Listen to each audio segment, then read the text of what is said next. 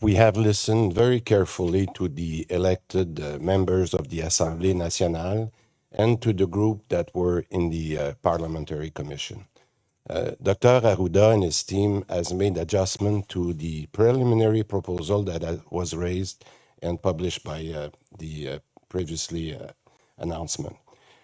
We have now received a formal notice, and therefore we are announcing that as of October 15, all health and social service workers will have to be vaccinated, and this is both for public and private employees.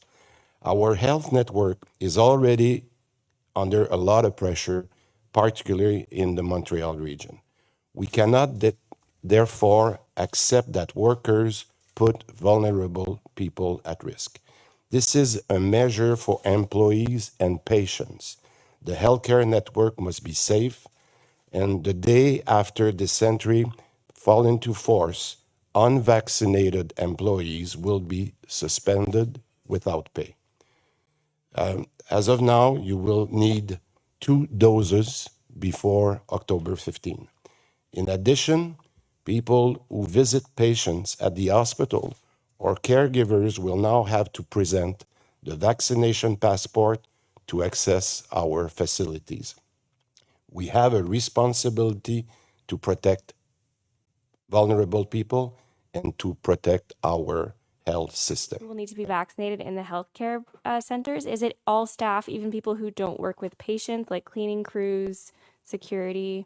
Everybody, because we remember when we asked Dr. Arruda at one point, we didn't know if it would be within the 15 minutes or, and one of the thing that we've listened was from the doctors that were in commission. They said clearly that would be impossible because those people that work, a secretary, whoever, they're all in contact at one point during the day with people that are serving the patient. So Dr. Arruda, I think, has shown a lot of, he listened quite a bit to all those comments, and I think that's the right thing to do, is to go for 100% of the employees. About the announcement today about healthcare workers having to have mandatory vaccination to be able to work. Can you talk a bit more about why that decision was taken?